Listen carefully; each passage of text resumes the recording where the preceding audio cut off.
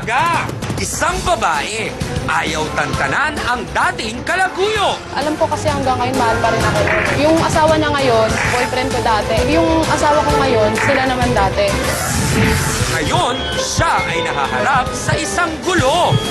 Magpapatawag siya sa bata, sasabihin niya kay Egyong, mag-uusap daw po sila doon, tinatawag niya si Egyong. Pero para sa akin po, syempre masakit, may anak kami eh. Inamin niya sa akin na mahal niya pa si Egyong. Sinabi ko sa kanya, hindi ka pa nang parinig dito. Si Egyong, may anak na kami. Ikaw wala kang modo. Alam mo, may anak na kami ni Egyong, bakit mo pa si Egyong? Harapin na yan at pag-usapan sa nag-iisang Barangay Hall on Air ng Bayan. Face to face. Kasama pa rin natin araw-araw para magbigay gabay sa ating mga bisita, Attorney Ben Acosta, Dr. Camille Garcia, Father Albert Mecaidor. Sila po ang pinakamamahal nating trio, Tagapayo.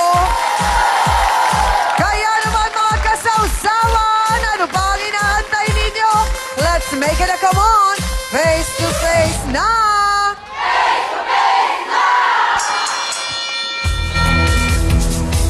Buhay pag-ibig niya ngayon ay bonggang-bongga na, kaso isang babae ang balak naman agawin ang kanyang newfound love. O, teka. Why is a big why? Tanungin nga natin kay Richelle Joyce Reptutar. Pasok! Face to face. Face to face. Hello, Richelle. Magandang umaga sa'yo. Tapos yung babae pong April na to, niya yung kawas ko. So kasalanan mo naman pala. Yung Ikaw ang walang oras dun sa boyfriend mo, tapos, Ayun po. gano'n na kayo katagal nung boyfriend mo na 9 yun? months po. 9 months, Opo. tapos, Yung nagtatrabaho po ako, hindi ko po alam na may nangyayari na po pala sa kanila. Mag-shota na po pala silang pain na yung paano mo nalaman na sila na at may nangyayari sa kanila? Noong one time po na nagtatrabaho ako, umuwi po ako, hindi po alam ng boyfriend kong si Buboy. Oh! Tapos po, nung umuwi ako, nakita ko yung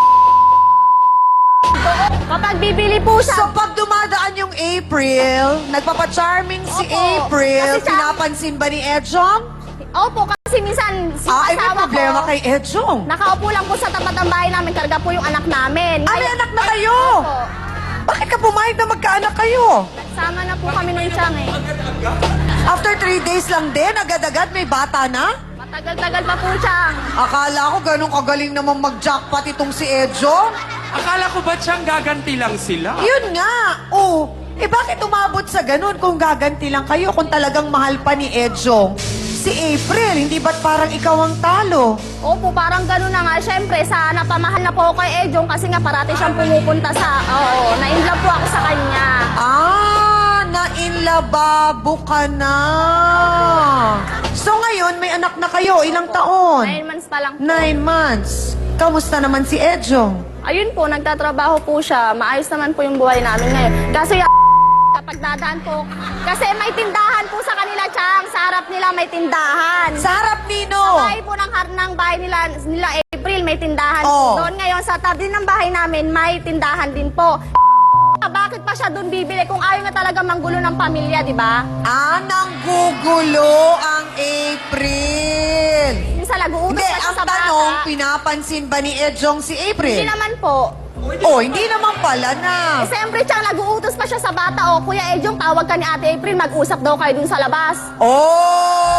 Siyempre, para sa akin, masakit yung may anak na kami. Bakit ang asawa ko?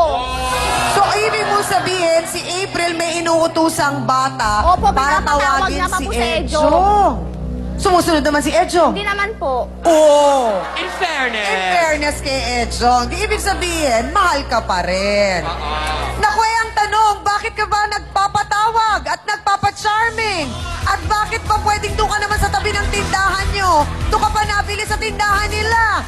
Ay eto na, alamin na nga natin mismo sa kanya, si April Rose Loreto. Pasok!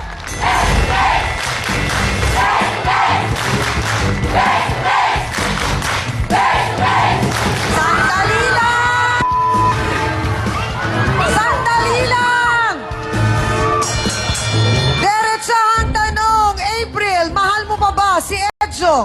po, hindi na po talaga. Oh, eh bakit ka nagpapa-charming? Hindi po kasi po... Papacharming ka! Hindi ako nagpapa-charming! Oh! Puso niya ay nasaktan pero bagong pagmamahal ay kanyang natagpuan.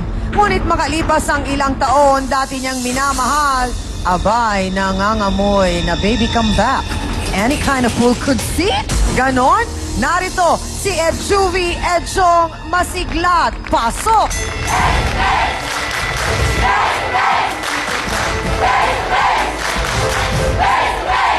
Edjong!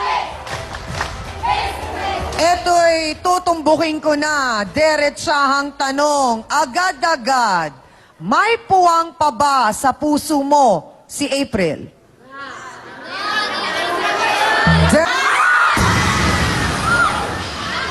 Hindi pa ako tapos sa tatanungin ko, sumagot na. So meron ka pang nararamdaman para kay April? Meron pa po. Oh, paano na ngayon si Richelle at ang anak ninyo? May anak na po kami, si Rachel na po.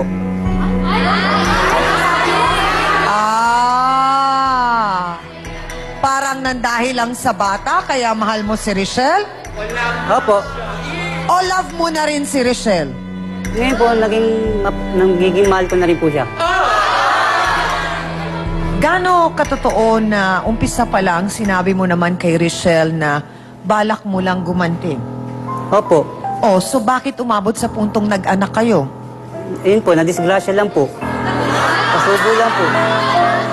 Edjo, parang ang sakit naman yata, no? Naiisip mo ba kung gaano kasakit yun? Opo, naisip ko naman po. Alam din naman po ni Rachel yun eh. So, Edjo, kung tatanungin kita ngayon, mga ilang porsyento pa ang pagmamahal mo para kay April? Mga ano na lang po, mga 40. Para kay Richelle, 60 po. 60. Lamang lang ng konti, ah.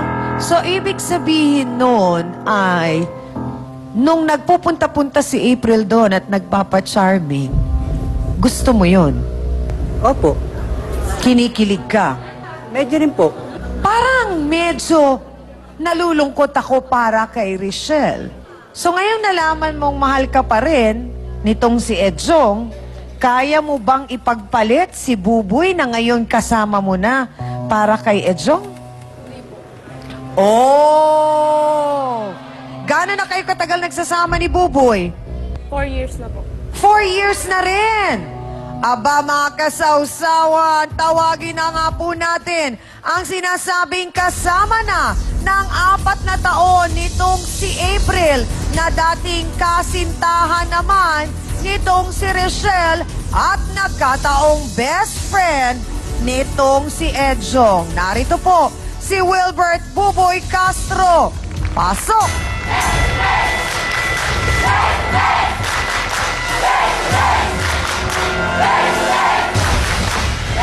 Sandali lang!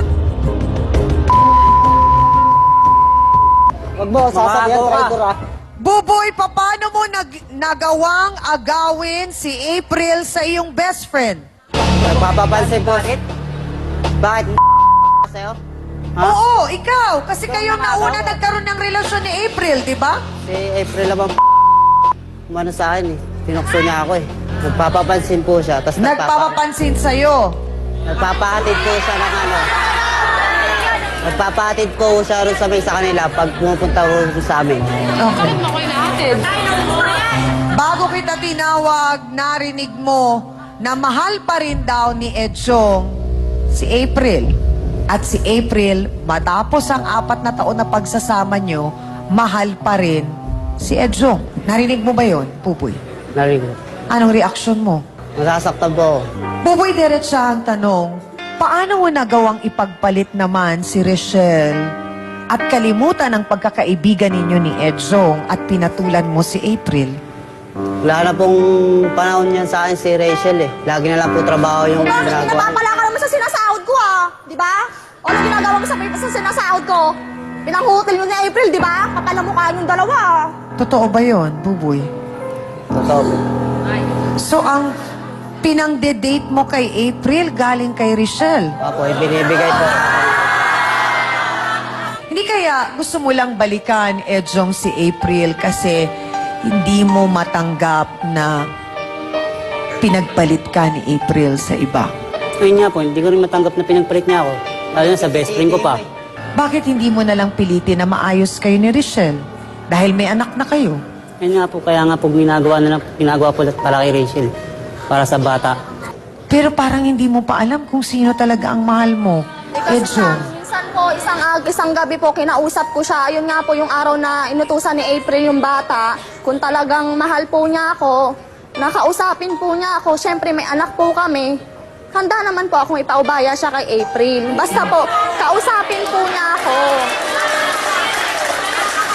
Siyempre po para sa akin, may anak naman po kami. Tatanggapin ko naman, wala naman pong nawala sa akin, nadagdagan pa po ako. May magulang naman po ako. In fairness kay Richelle. So kanina, ang sabi mo, Buboy, ang lumalapit sa'yo noon, ha?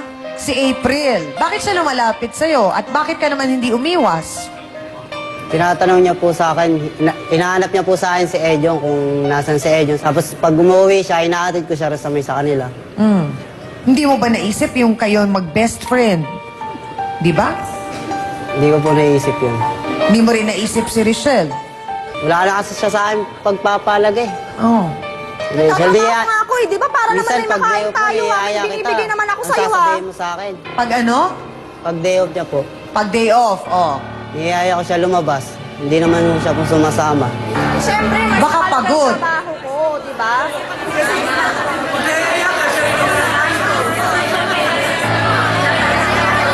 Ano ba kayo? Niyayaya nga niya para malibre nga kasi. Ano ba kayo? Ngingi alam kayo eh.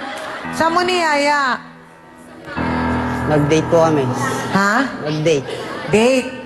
Eh paano nga kasi parang Buboy, ang kinasasama ng loob naman ni Richelle ay parang hindi ka naman ganun yata parang kaseryoso kasi ala kang trabaho, siya lahat ang kumikilos para sa ikabubuhay ninyo. Parang hindi ka daw nagpupursige. Eh pwede ba yun? Hindi naman po totoo yun. Doon lang siya nakatambay, nga lang siya doon. Hanggang ngayon? Ewan ko sa kanilang dalawa kung may Hanggang trabaho ngayon wala yan. ka pang trabaho? Meron na po. Ah, meron naman na. So, nung naging sila Chang, Oo. nag-work din Yes. naman siya. Which is, So ngayong 4 na taon na kayo nagsasama, Buboy, may pangarap ka ba para sa inyo ni April? O may balak kayong magpakasal? Meron po.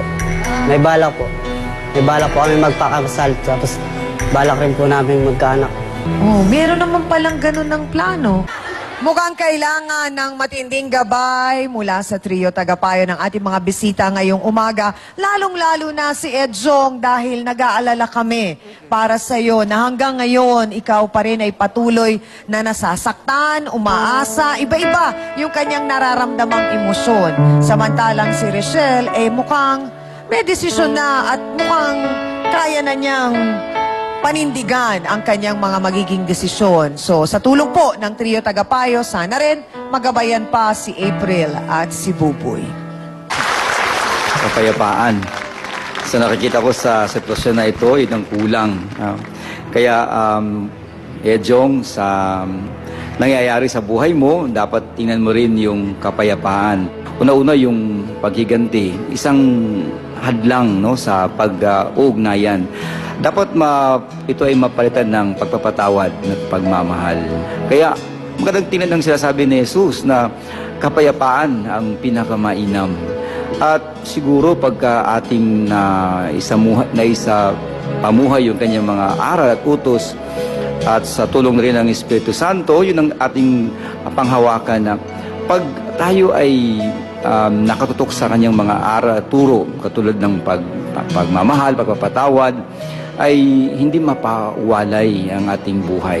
Kung pag siya ang ating gawing gabay sa buhay natin, ay hindi tayo mapapawalay sa buhay.